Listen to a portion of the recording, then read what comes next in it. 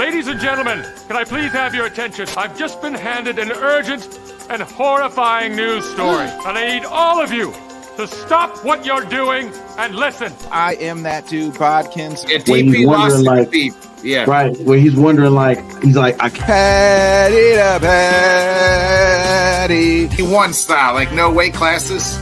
Yeah, basically, like I said, there's been a couple guys that are like, It's ridiculous. No way. There's nobody else out there. He's your guy. That's just not my mentality, bro. Yeah. Leave the ladder down. That's my always like, hey, somebody helped you out. Why not help somebody else out? Return. Give a big round of applause for the one and only Bodkins Show. Or bringing Craig Counsell down the interstate in a move unexpected. I had people. I'm going to repeat that again, folks. I didn't stutter. Welcome to the Bodkins Show.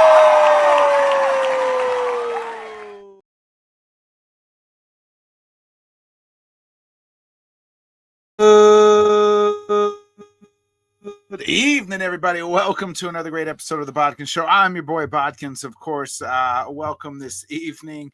What a great, hopefully everybody's having a great weekend. We are, we're going to do a little, a little sports talk, a little bit of this, a little bit of that tonight with our guest. I hope everybody's really enjoying the Memorial Day weekend, long weekend. Do something outside. It's been raining fucking all day here in Missouri, where I'm at.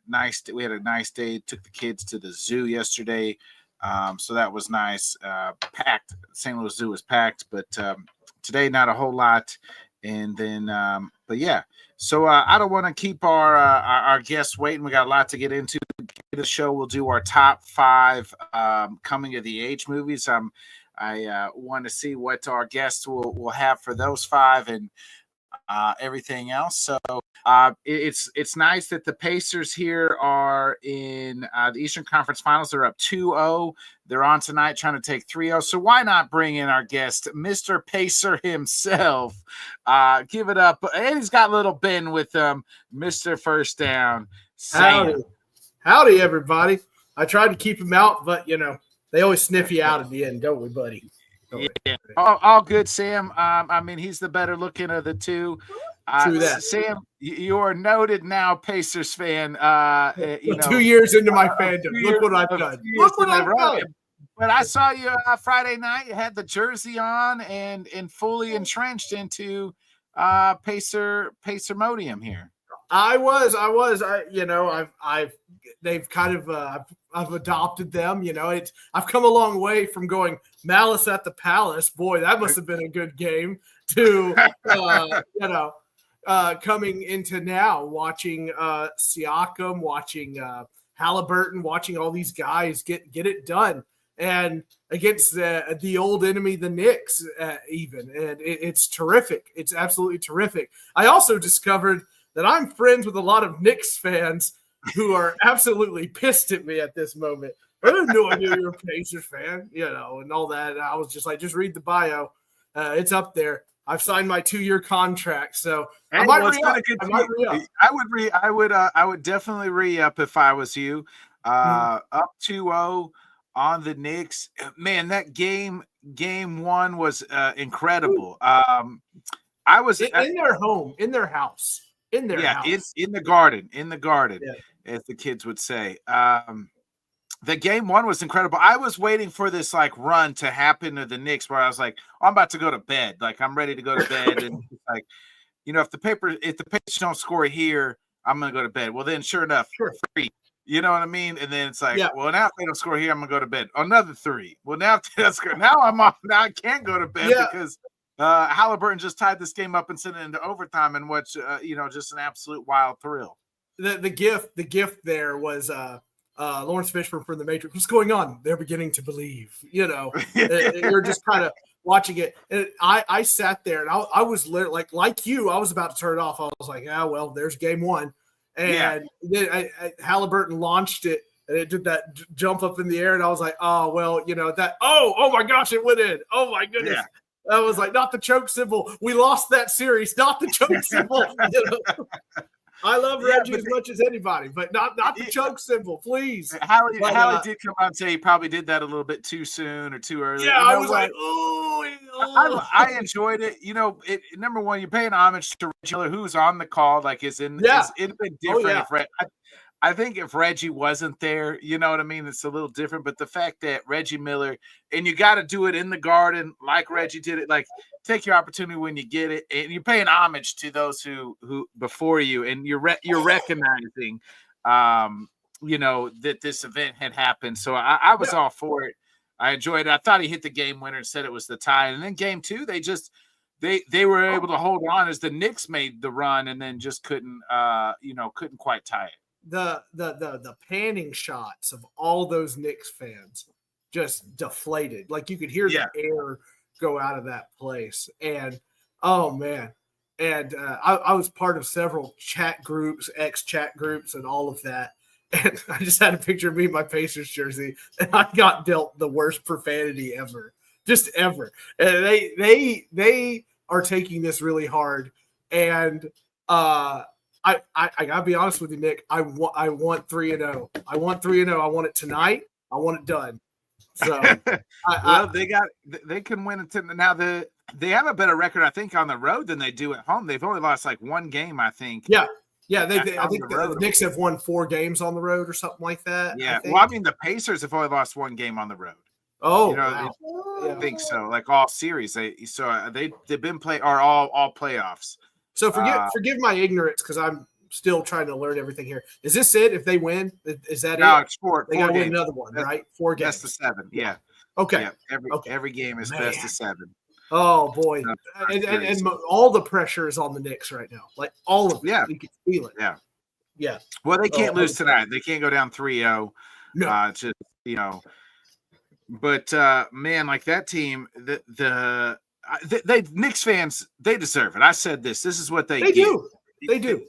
The way they acted after beating Boston, they act like they won the damn championship. I said it last week. Well, guess what? Now you're realizing you didn't win. You haven't won anything. You didn't win anything, right. But you sure as shit wanted to act like you won something. Oh yeah.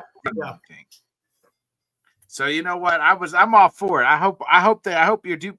I was semi on the Knicks bandwagon until they acted like that, and then I was like, when I saw the video of them throwing stuff at a Pacers fan walking down the street, I was like, that's kind of lousy. Yeah. Like, what's that guy gonna do? I'm not gonna sign up for. Find out he's a firefighter. Yeah. Assholes. This guy's out here trying to save the city. Right? Yeah. It's I don't get it. Like it's fandom always goes too far. The Philadelphia Eagles fans go too far. There's just this ugly aspect for like. Well, there's fans like that in every. You know what I mean?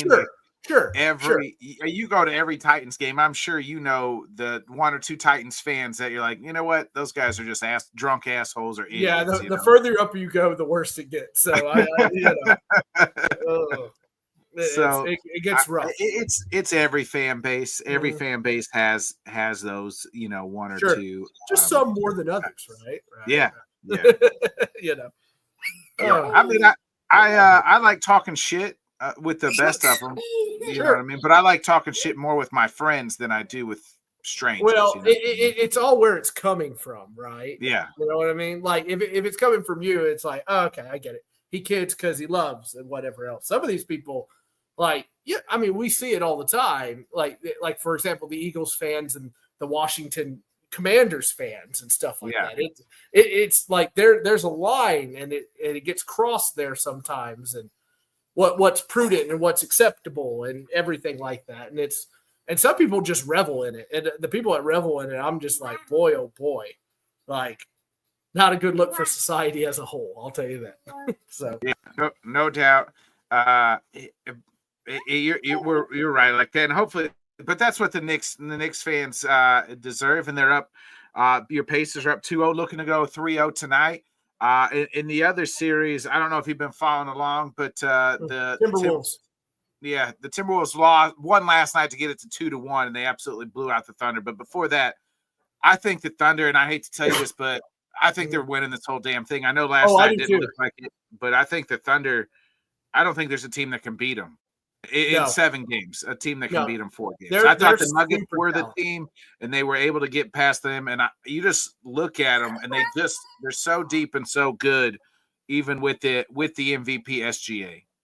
Yeah. No, look, when I look at that, like I have to be honest and like just look at it from a whole. Like I hope I beat the Knicks. I hope I just blow them out of there. To beat Oklahoma City, and I do believe they're going to win that series against the Timberwolves. I'm sorry, Ben. That's just the truth of it. But like if you are going to beat OKC, everybody has to be on their game in the paint. It can't just be like Halliburton being a hero or something like that. It can't be. It's got to be everybody's on their game, and I don't think that's a thing that's likely to happen. Now, could they surprise me? Sure. But OKC looks like guys that are just ready to clutch the trophy and hold it over their heads. As long as you don't want to see anybody get hurt. So as long as like SGA doesn't get hurt or something like that, you know what I mean? Like we don't want to see that happen. So but that's kind of where I'm at. I'm right there. I think if the Thunder they lost last night, you're going to have one of those games. Mm-hmm. They win game 3 or game 4 tomorrow, and they go back up 3-1. Then it's just whatever. So you kind of, if you're the Wolves, you really got to win these next 2. And just like the Knicks, they got to win tonight and you can't go down 3-0. That Indiana will just or 3-1. It's tough to go back 3-1. You got to really try to tie it to make it to 2-2. 100%. Yeah, Sam, I want to ask you. Have you seen this? I watched the documentary. You mentioned like. You watch some of these learning Malice of the Palace and things like that, but it came out this week. Have you watched the Brett Favre documentary? Not yet. I was actually talking to Carlos about this on my show. I kind of dread it, don't you? I mean, this guy held the mountains, the sky, and everything to me. I remember like so many Favre jerseys. No matter which game you went to, Packers didn't even have to play in it. You saw Favre jerseys and everything. And so it's kind of like, the never meet your heroes kind of thing. And I'm going to watch it. I told myself I'm going to watch it, whatnot. My wife wants to watch it. But, man, I'm dreading it. I'm dreading it down to the pit of my soul because that guy was the guy when I was growing up. And I don't know if I'm ready to face that right away. Like I just want to hop, skip, and jump. Like, hey, by the way, this guy's a horrible, horrible person. And I don't know if I'm ready for it. But I plan to eventually get to it, just like the honeydew list. I'll just keep putting it off until there's nothing to watch on a Saturday. And I'll be like, all right, let's do this. Let's get it over with. Whatever. I did watch it. I think I watched it on Tuesday, actually. I mean, you're a Packers fan. That has to be like, ooh. No, not really, because I think I knew most of it already. Oh, really? Okay. I think so. Like, I mean, it didn't really to me like come out like some shit where I was like, oh my gosh. Like he's putting babies off a bridge. Oh, like Like I knew he had sent some dick pics and to and things to the Jets. Yeah. But one guy, the interesting part to me that was on there, and I guess like that's probably not the first time, right? Like he sent dick pics to somebody, obviously. Oh, sure. Right. But one guy was like, he's like, in Green Bay, none of us were surprised. You know what I mean? Like, right. Like those who knew us, like that's the thing. Is like we didn't really like. I wish we would have got some more of those stories, like what he did in Green Bay as far as like that stuff. He's like, we weren't surprised when he got caught sending dick pics. He was running game and treating women like that way the whole time he really since he was here. They've probably been throwing themselves at him forever and ever and ever. But he was not really throwing himself. It was not. So the girl that he sent dick pics didn't even meet him. Meet him. Yeah. So like, so she was a like a kind of like the infield person, like just did like sideline reporter or something. No, worked for the Jets. Just slowly worked for the Jets, but like all their pregame stuff, like the big person that's supposed to get the fans out in the crowd and with the stadium. They do a lot of baseball games. I see them more. I get you. Yeah. So she was that person. Well, then like he liked her and got her phone number and started like texting and messaging her and leaving voicemails. And jeez. and she never met him. Never, Oh, wow. never met him, never did anything. And then he sent some dick pics, I think, to this female. She tried to tell the Jets. They didn't obviously do shit about it. And then Bad look. Yeah. So then she was fired after that year. But she's like, I never even met Brett Favre. And the only reason it came out to the public like 2 years later is like she's working for Deadspin and is like telling like the kind of like in confidence, like the writer, right? Like the owner, the publisher, like this Deadspin's. Yeah, we are, Scott. Yeah, Scott's. So Jen Sturger's her name. So then like he takes this story and then he runs with it so he posted all the stuff without her permission. Oh, geez. The guy just from fun from there. Yeah. And then so but the guys in Green Bay, they were like, we weren't surprised because like he'd always been this way with women, and like that's just kind of like how he was. And if you really think about it, if you think about the way people treated him, everybody put him on a pedestal. You think you're untouchable.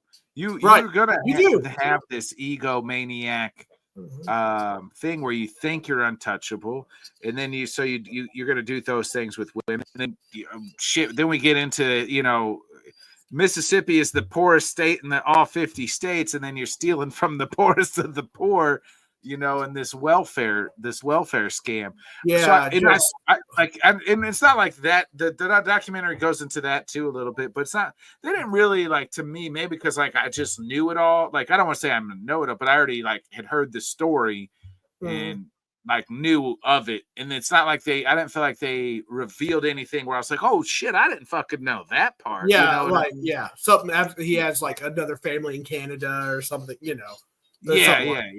Yeah, or like he was, I had already kind of knew about it, and it's not like he could come on there and confess to anything. And no, he's not even on the documentary talking. So it doesn't. So it's not like where I was like, oh shit, you know what I mean? I didn't even fucking know that. It's insane.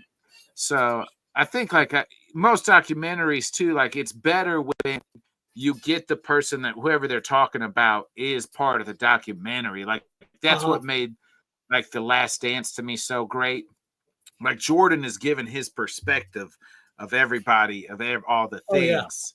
And you don't get that. You've never gotten that before. It would have been different if Brett Favre was like gotten on there. Now, obviously, when he's not gonna get all dirty and be like too either. Be like, oh yeah, I sent dick pics to Jen Sturger. You know what I mean? So right, yeah. No, I get it. It's just, man, I don't know. We do this all the time. I guess the women thing is gross or whatever else, but I mean, I don't think less.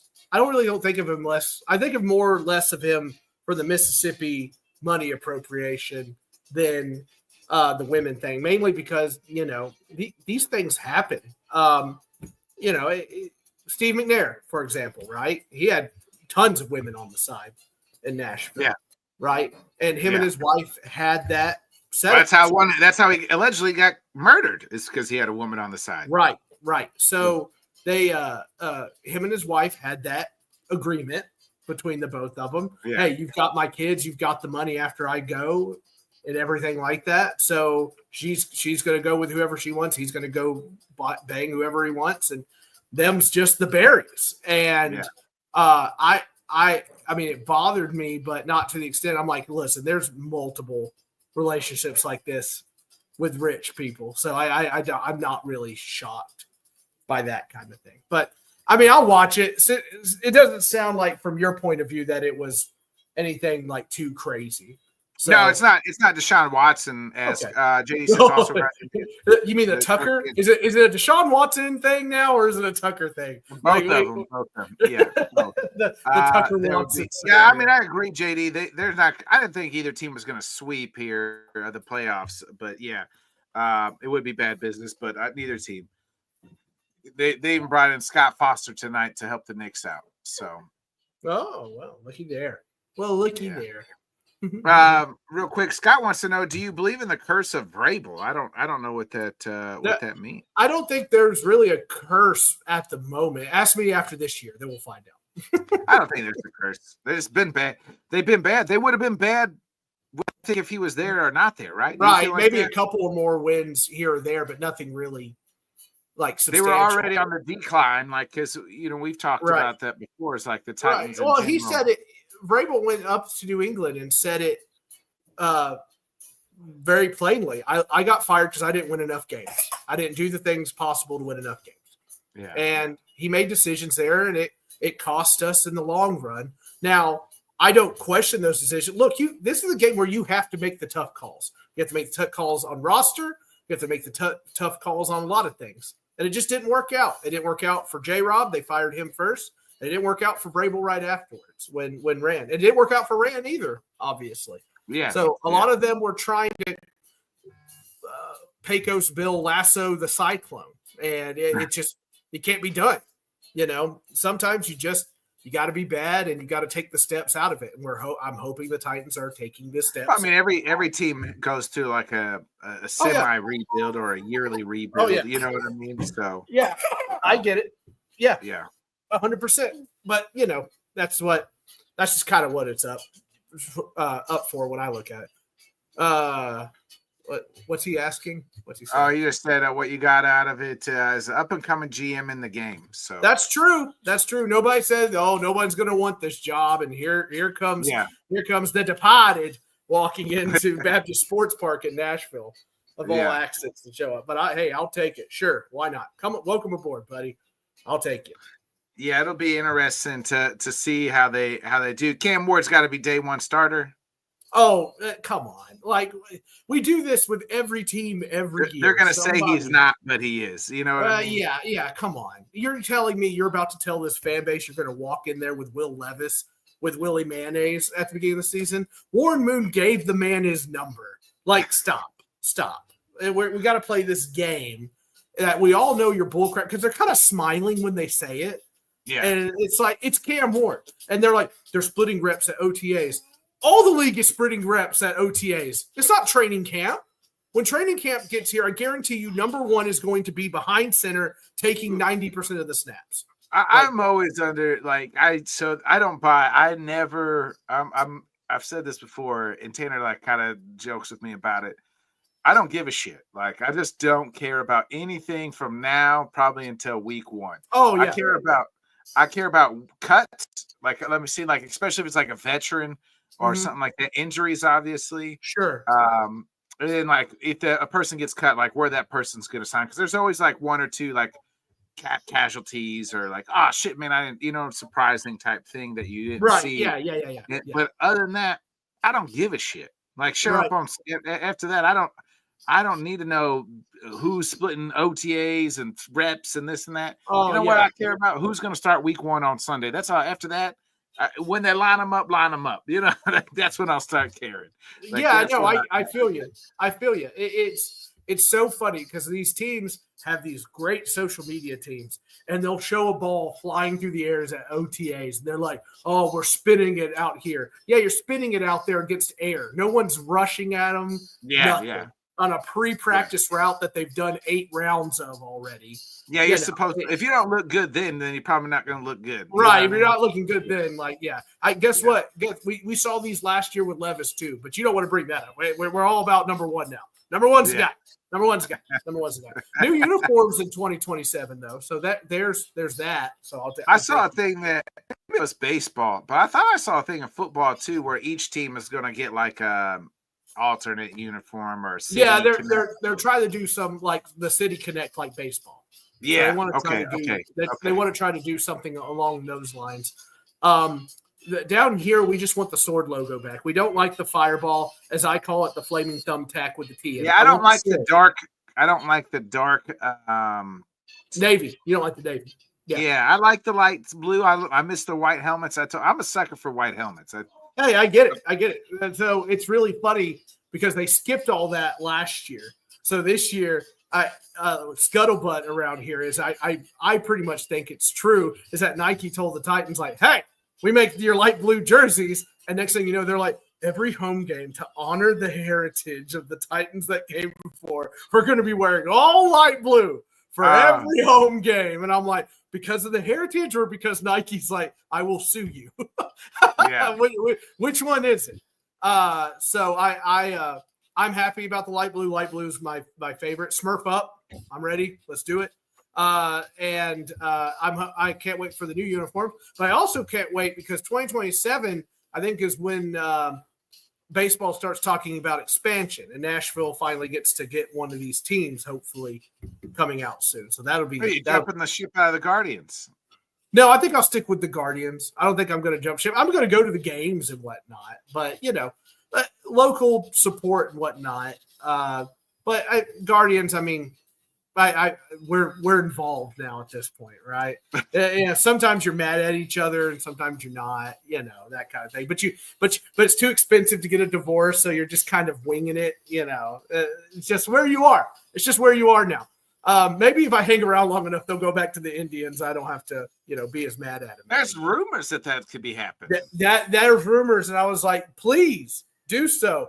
Because no one buys it. And by the way, I'm tired of being cussed out from random people at a gas station. Last week, I had my Guardians jersey on, and I walk out there, and this guy goes, "If it's not fucking Wahoo, it's not Cleveland," and like drives off. This is in Tennessee, and I just stared, like stunned, just stunned, like sitting there, like, all right, like it just kind of went on. But he was. Those people take that stuff serious. Yeah. Serious. Yeah. I don't like the Guardians. I believe it's the Indians, and I believe it should be the Wahoos. You know what I mean? Sure. Like I'm with you, but I can't just go buy Indian stuff. Now, what do you want me to do? Like, I had a gift card to Academy Sports, and this is what they had. So this is what I got. Yeah. Yeah. So if they had an Indians one, I would have gladly picked it up, but they didn't. So yeah. Sorry, like it's not your fault. It's not your fault. It's not your fault. It's not your fault. Oh yeah, I just don't like. I don't like the name. First of all, no, I don't like it either. It was fun to say "Go Tribe," and like if somebody says the Tribe is coming to Findlay, you knew what you were talking about. Yeah. The branding was so well done. Yeah. And people, man, they're so funny. I'm like, well, hey, do you have an Indian jersey, pal? I'll take it. Just pass it on over if you got one. So them's the berries. But I get it. I would love them to go back too, and I hope they do. So is that right, Ben? Alan Sid say they had the color rush. I remember those. Those things were ugly as shit. There was like where they were all one color. They would do them on Thursday nights. It looked like the Thursday night they had the Christmas game was fun though. Because the Bills were red, right? I think the Bills were red and the Jets were green. I kind of liked that, but that was about it. All the other color rush, I was like, no, thank you. Yeah, Green Bay was straight yellow, or they had like all white, but that was before they didn't have like the white helmet at the time. Now this past year they had the white helmet, so that was cool. Right. Speaking of the Guardians and the Commanders, the Commanders at least fits like DC, and I think the Guardians is supposed to fit something with Cleveland. But somebody had this discussion with everybody. Statues. Yes. Yeah.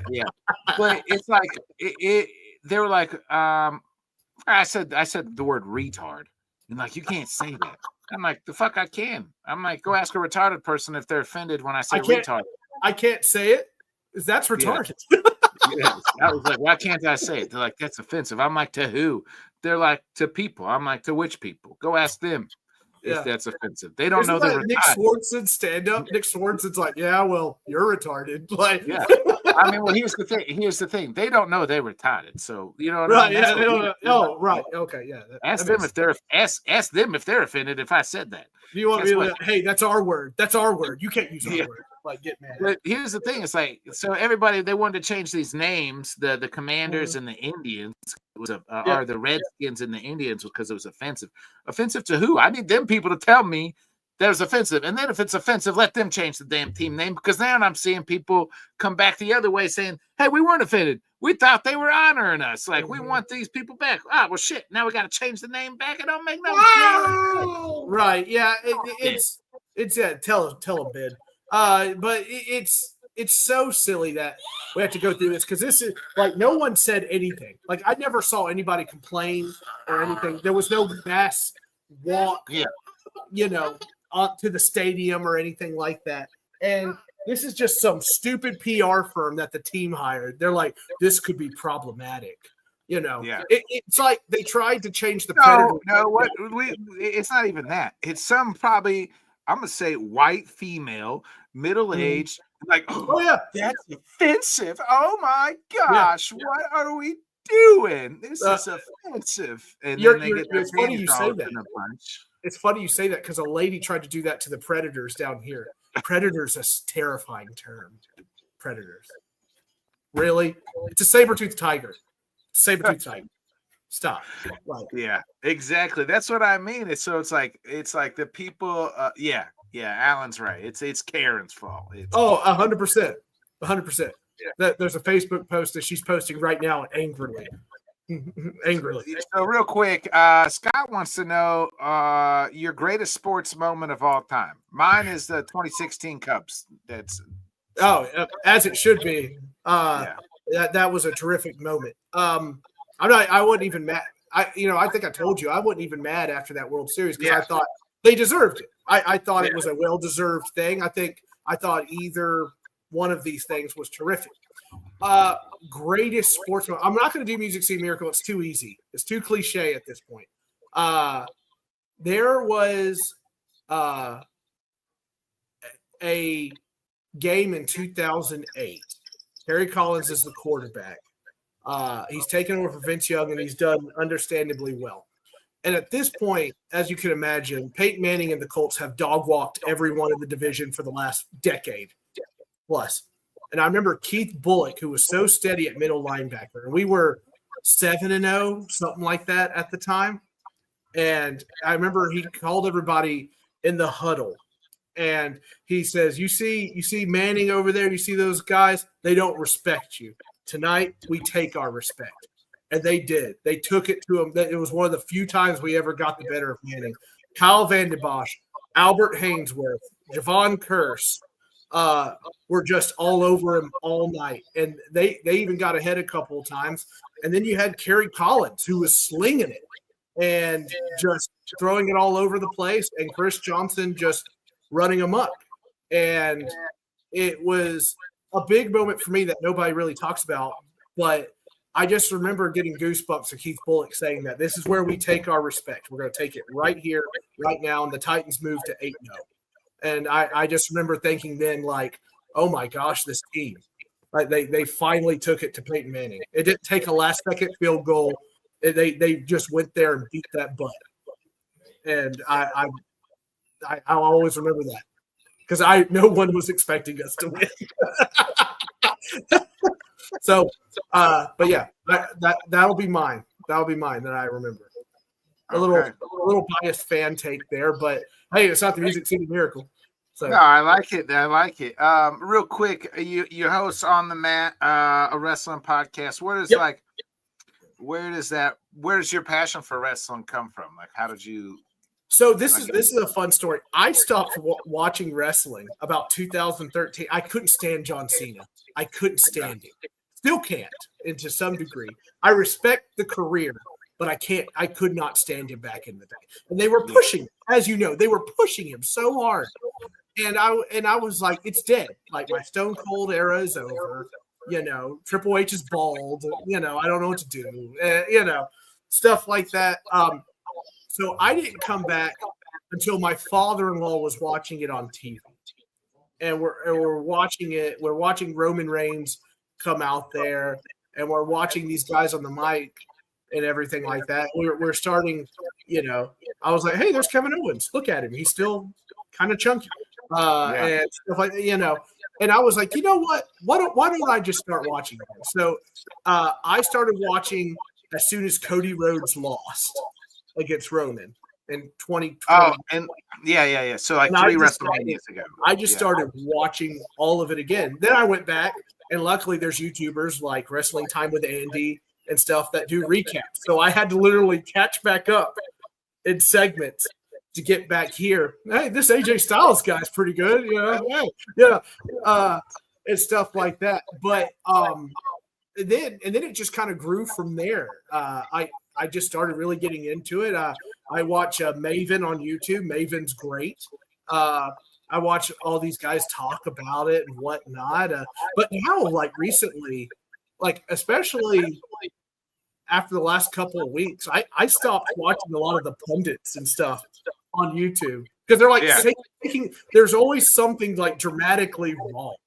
Like, well, the IWC, the internet wrestling, it's so fucking awful. Like, it's like they just want something to bitch about. Like, you know what I mean? Like, I'm like, you know, it's just like, blah, blah, blah, blah, like this. You know, I'm like, I have to mute it all because I'm like, I can't even watch it. And then I try to stay away from the dirt sheets a lot because I don't want to know what's happening. I want, you know what I mean? Like, I want to be surprised. Like Pat, you want to be, you just want it to happen and respond to it. Yeah. I just like I said, it's like the guy that always says, "I told you this was going to happen. I told you this was going to happen." And blah blah blah. I'm like, yeah, we all knew it was going to happen, but it's how it's executed. It's how it's portrayed. It's how it's taken. You know. Yeah. So I just kind of unplugged myself from WrestleMania. I unplugged myself from a lot of things, and I'm just purely enjoying it just to enjoy it. I enjoy a full weekend. NXT is going on right now. I can't wait. I've had to do that too. I've had to do that too, where I just like I can't follow anybody. I don't want to know. Right. I'm done. Because I don't want to read it. Now sometimes I'll go back and kind of like there's a thing I follow. It's called 434 on Facebook, and I'll they kind of do like real quick recaps or just so if I miss something, I'll be like, oh, I don't want to go watch it, so I'll just kind of see what happened, just so I'll kind of just read real quick on what happened. But what makes to you, because you love LA Knight, you're a Tiffy Time guy. What made you like love those type of characters? Like, what made you get behind those guys? So Tiffy, I looked at Tiffy when she was at NXT, and I really enjoyed the moves she had. I mean, she slams people. You know what I mean? Like the prettiest moonsault ever is fancy, and that's great and all. But she's a muscular woman that can backflip and is light on her feet. And I love the buff Barbie persona. I love the Daddy's Little Princess persona. It's like Chelsea Green. I love Chelsea Green too. These mean girl personas. And they do it so well. I love Charlotte. Thinking she's better than everyone else. She deserves it. It's fantastic. You know, so I just with Tiffy, I love the moveset and I love the character. And the more she has grown, especially after defeating Charlotte, she can handle herself on the mic 10 times better. She plays her character very, very well. And like I said, I love a muscular, big, strong woman that can flip and do all the fun stuff like that. You know, Is Dean a big, strong woman too? I say what? Is Miss Dean a big, strong woman too? Mentally, yes. Very crushing, very crushing. So as for LA Knight, I was there kind of like on the ground floor of him because I was in Evansville, Indiana. And he had come out and he was just being an obnoxious heel. But I remember the people in the crowd, like they're going to boo him, but I love this guy. And he came out and I was like, this guy's great. And he's like, and it was during the dark, like the commercial was on. So he's just like talking smack. Like, I'll give you a match, but not in this crap hole, Evansville, Indiana. Yeah. And I was like, this guy's terrific. And then I just found out I love his story. I mean, this guy has done it all from the indies to everything like that. Like he has made his bones in the industry. And here he is, I think at 44. He's like almost 50. Yeah. And people are like, he'll never get his chance and blah, blah, blah. I'm like, I don't have to worry about LA Knight because that crowd is going to freaking light up every time he walks out of it. I don't have to worry about him ever. And I think you had posted on Facebook, and it's so true. Like younger me, just a lady knighting somebody younger me and a mid-card wrestler that I just love. That's totally me in LA Knight, like 100%. But I just like a guy that has done it all, works it all. Like it's like the Miz, right? Everybody hates the Miz. I freaking love the Miz. The Miz has earned. I go through phases with the Miz. Like there's times there was a time couple years ago where I felt like he was the best in the business on the microphone. Yeah. So I remember when he chewed out John Cena. That was epic. Absolutely like, epic. I've always obviously, I think, because I love talking, like just people who talk shit on the microphone. So like, give me that person all the time. But they also need to wrestle well, like, you know what I mean, well balanced. Yeah, not a lot of botches, clean operation. If you can't talk on a microphone, I'm uninterested. Right. Like, it doesn't really matter what you can do. Fuck, if you can't cut a promo for me, I'm out. You know what I mean? No, I agree. You got to talk on the mic. You have to. Yeah. I mean, sorry, Ricochet. Like, you know what I mean? Like, he's so good. Amazing in the ring. to watch. Couldn't do it on the mic. Couldn't cut it. Yeah. Right. Yeah, he can't. Yeah, but like AJ Styles is a rare one. You mentioned him. There was a time I still am a fan, but I was a huge fan. Like, I was like, I could watch him wrestle a fucking wet paper bag, plastic bag, because he'll make it great. He'll make it look good. Yeah, it'll be a 5-star match, and then he could cut a decent promo. Not the greatest, but a decent promo. But man, he was so fun he had a run there when he was the champion, where he was the best wrestler in the world. Is that when he had the Karen haircut? Yeah. Yeah, him and Cena had their and they were like, I woke up today and I'm gonna beat John Cena. You know what I mean? Beat up John Cena. It was like it was a good run. That was like 2015, 2016, I think. Right. But man, those were like, he had a run where he was incredible. And there's times where I've liked a lot of different guys that Yeah, Alan's, the TNA AJ was great. Oh yeah. Just made a lot of money too. Yeah. Mm-hmm. Yeah. But I mean, he's making a lot of money now with the WWE. It's crazy. Like, you hear these stories like Vince didn't really know who he was, or getting paid. And he had gone to Japan and like tore it up. Just absolutely tore it up. Yeah, he was the leader of at that time, the leader of the Bullet Club when he left. Mm-hmm. Obviously after following Finn. So it's it's great. It's good to see the WWE is expanding the way it is too, like that. So yeah. But that's just like what makes me interested into different wrestlers, and I got to have a good storyline. Like, give me a good storyline. I don't have a lot of patience for Roman Reigns, because I feel like he's kind of a part-timer. But I do acknowledge, not him, but I do acknowledge the story. the story that comes with him, and how much it propels wrestling. I love Joe Lloyd. I hate Roman Reigns. Despise that man. Yeah. That's funny. That's funny. Shane, I know you got to go here in like 10 minutes time. So something like that.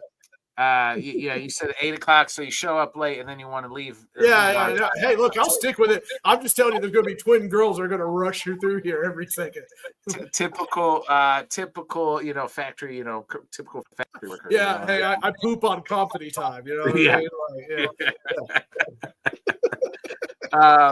So let's get into our top 5 coming of age movies. Okie dokie. Do you got number 5?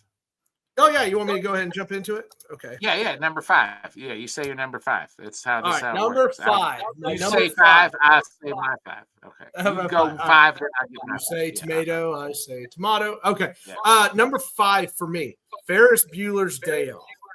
I freaking love it. There's not a guy I think that and Matthew Broderick, of all people, was so cool.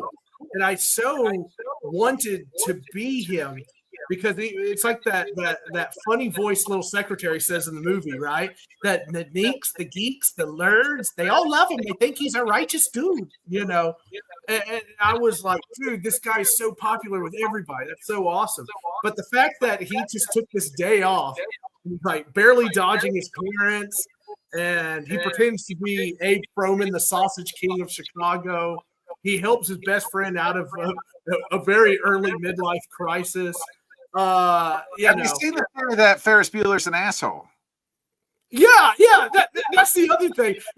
I didn't realize that until I was looking up this list. They're like, Ferris Bueller's kind of a dick. I'm like, no, he's not. And then I started like looking. I was like, you know what? Yeah, he's kind of taking advantage of people. Like, it makes sense. Yeah, right. You're like, so as a kid, that's growing up and then being a kid, right? Because as a kid, you're like, this guy, you know what I mean? But then you're an adult. Look, you sit back and look at it like, hey, he kind of is a pompous asshole. You know? Yeah, he kind of thinks he deserves everything that's coming. Like, it's just, it was, and then of course it captured my mind as a kid watching the mannequin and the sleep snoring thing. Like, man, could I do that? Can I get away with that? Well, of course you can't. Like, your parents going to come in there. Like, they're not just going to ease the door. Like, I didn't have just check on your parents from the door, parents. You know what I mean? If I had the door locked, they'd be taking that thing off the hinges. Like, no joke. My parents wouldn't even let me stay home from school if I was sick anyway. So it wouldn't have mattered. Yes, it's getting up and going to school. So my number 5 is Superbad. Is my number 5. Obviously, Fogel and McLovin and that whole bunch. Love that movie. One of the funniest movies of all time. It's terrific. It's actually lower on my list, but it's on there. You mean higher? Yeah. I'm sorry, higher. Yeah, higher. I got you. What's your number 4? Number 4, I had Juno here. I really love the script of Juno. It is so well written and goofy and funny and deals, and it really takes on this thing of this teenage girl having to take on adult issues as a teenager. And I'm like, boy, that would probably be me. Like, just trying to traverse this thing, and she's kind of dealing with the guy that's going to adopt her kid, and he's kind of hitting on her. It's a little sleazy, I really enjoyed that movie. I love the tone it set. I love that the lesson there is like, hey, look, this is something that can happen when you have sex. Like, it's not all just this freewheeling. All these movies we've seen where the teenagers hook up and they're in love and everything's great. It's not always great. And this movie did it, and it did it with humor. And it did it with a dose of realism that I think was just superb, absolutely superb. But I love Juno, and I really loved the soundtrack too. I thought it was very, very clever. Okay. My number 4, Stand By Me. Oh, dude. Wow. Lord. Yeah, no, man. What a heavy movie. Yeah. I mean, Brain. Yeah. Oh yeah. Yeah. Leeches, the whole shebang.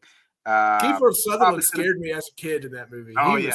He was bad man. There's the fan theory that he is the same universe as Lost Boys. I don't know if you ever caught that. Yeah. It is. Yeah, that's actually Stand By Me is an old Stephen King book. People don't know. Yeah.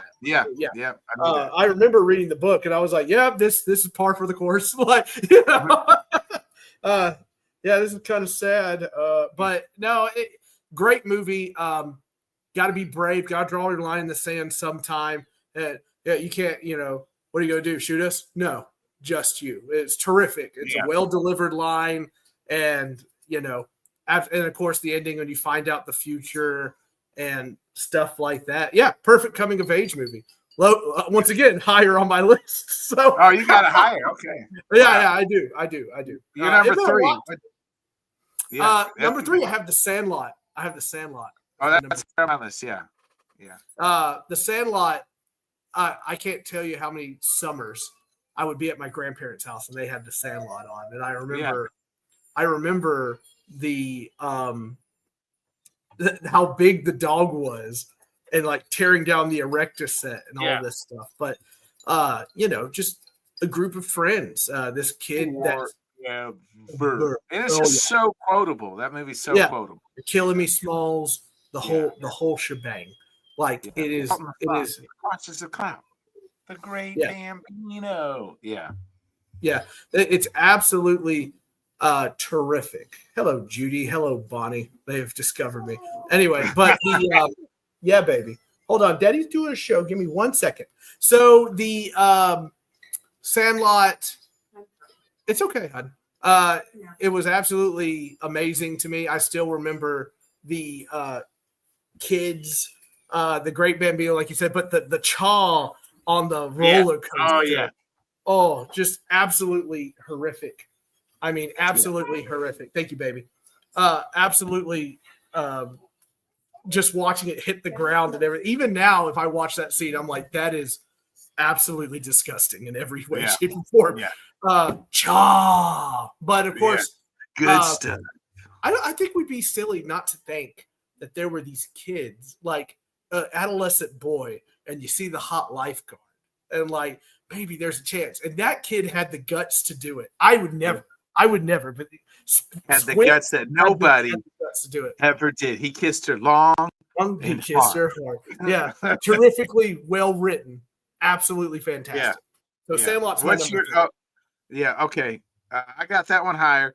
My number 3 is The Goonies.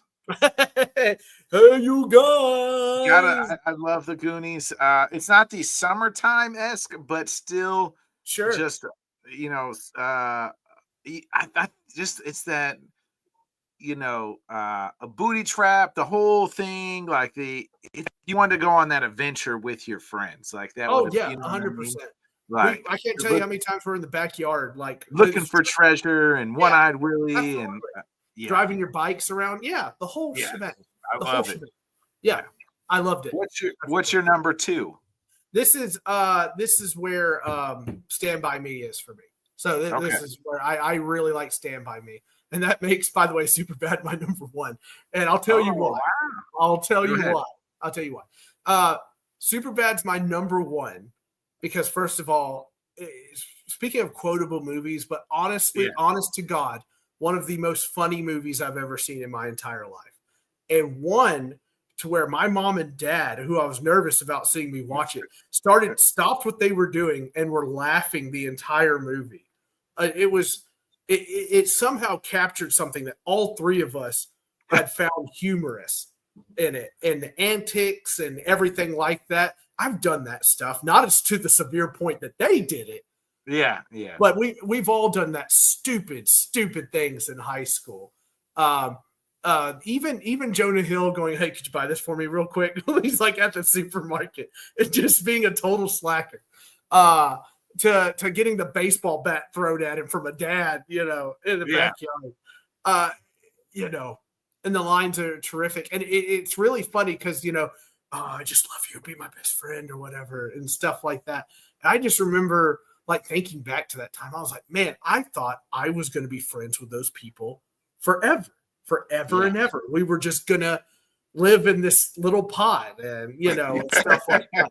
But I think I will always remember the humorous moments from my time in high school. And that movie makes me think of that. Just that. Those very, very funny moments that you could never get back.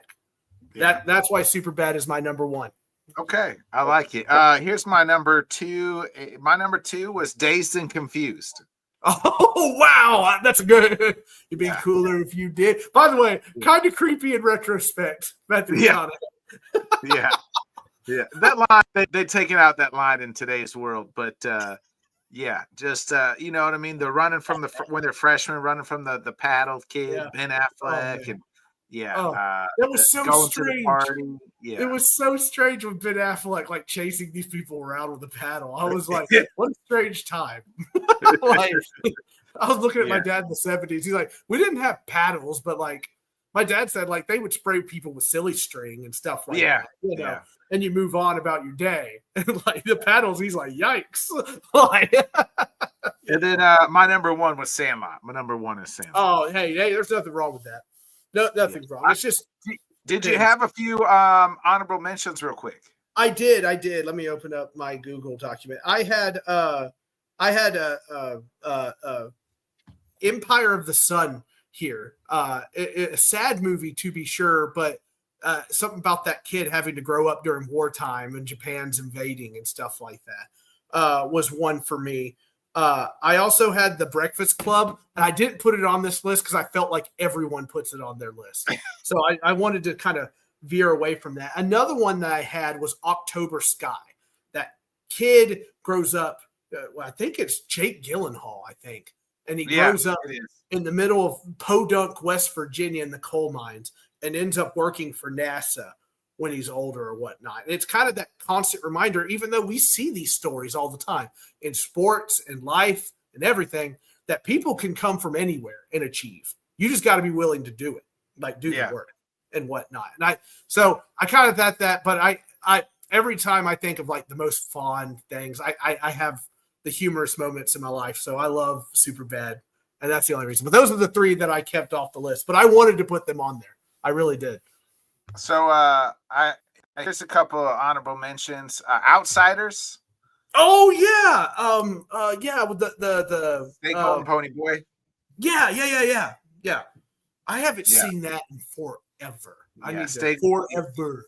I mean that's an all-star cast too. You have Ralph Macchio, Tom Cruise, Emilio Estevez. Like there's Patrick P. Swayze's in that movie. Matt Dillon, I think. Yeah. Matt Dillon's in it. Yeah. So also a real quick honorable mention. This movie it's an older movie. Simon Birch. Have you ever seen that movie? Oh my gosh! Yeah, I can only watch it once. I was like, this is depressing. He killed that lady with the ball. And killed his best friend. His best friend's dad, and I was like, this is awful. But Jim Carrey. I remember seeing Jim Carrey there standing outside the grave, thinking like, wow, this is kind of semi-serious, or whatever. But I liked it. I can only watch it one time because I was like, this is really sad and depressing. He saved the kids from the bus and stuff like that. Of course, boobies, and he yanks that girl's brassiere down or whatever. My balls just turn into BBs. Yeah.